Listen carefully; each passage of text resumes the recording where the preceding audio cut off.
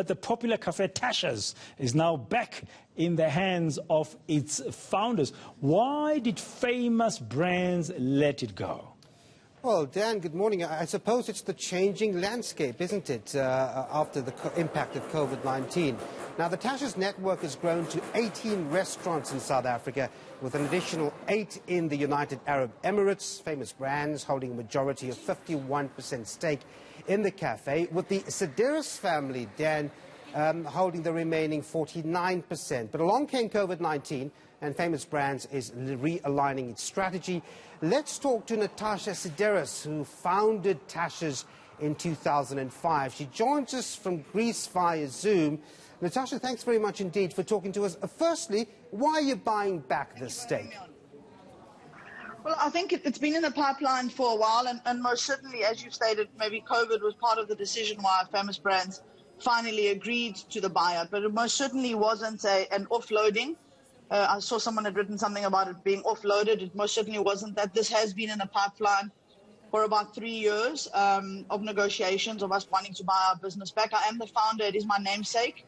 I've wanted to buy the business back for a while. I think Famous Brands played a critical role in terms of, administrative role and the corporate governance. And that sort of journey laid the foundations. But then after that, we were in charge of operations, and it was just time for us to beat our own drum. It was a very and then I suppose... Yeah, if I could just come in there, sorry. Natasha. A very significant and interesting road from 2005. But we have Famous Brands saying the signature brands operated in the overtraded, highly competitive casual dining market segment. And in that regard, they reconciled. To what extent are you taking that narrative with you as you take this along? Look, Tasha's has always been a niche brand. It has carved itself out in the South African landscape, as it's done in Dubai. We were never going to be a mass brand. We were never going to roll out. And I suppose, in terms of scalability, it's not meant to be that. It's meant to be a boutique cafe brand. In terms of oversaturation, I think brands that, maintain high standards and keep to their philosophies of excellent food and brilliant service, there'll always be a market for them. So yes, maybe it is a little bit oversaturated, but the brand's 15 years old, and we're still very well supported, for which I'm very grateful. I'm wondering what form Tashas now takes in the current and post-COVID-19 environment, which indeed had an extraordinary impact.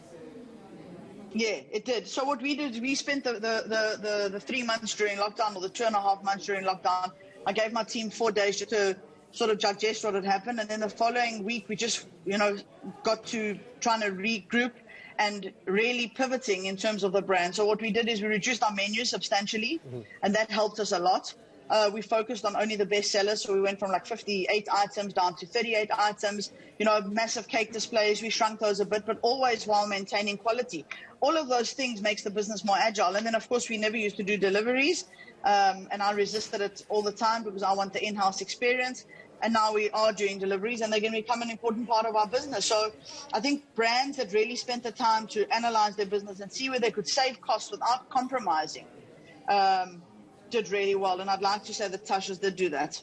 I mean, it's interesting you mentioned deliveries. COVID made us take a hard look at our business, yeah. Yeah, it's interesting you mentioned deliveries, just one final one, because that wasn't part and parcel of the Tashas experience, if you like. So you'll have to readjust for that. How do you think that delivery section will do, given the fact that so many of the people who go to Tashas, want the experience? Doing quite nicely. In Dubai especially, we're doing particularly well on the takeaways. We've only just launched, I think, a month ago when we opened on Uber Eats and on Mr. Delivery, and we're doing pretty well. Obviously, it's going to make us look at our packaging. We want still a premium experience for our customers, so we're busy investigating that now to make sure that the packaging is on point. So when you're getting the Tasha's product delivered to your home, it's not a diluted experience. All right, I'm going to have to... Things are a bit tough now with all the purchases. Indeed. Yeah. Time is against us. Natasha, thanks very much indeed for talking to us there. Natasha Sideris, founder of the Tasha's boutique cafe back in 2005. She buys it back from Famous Brands. All right, let's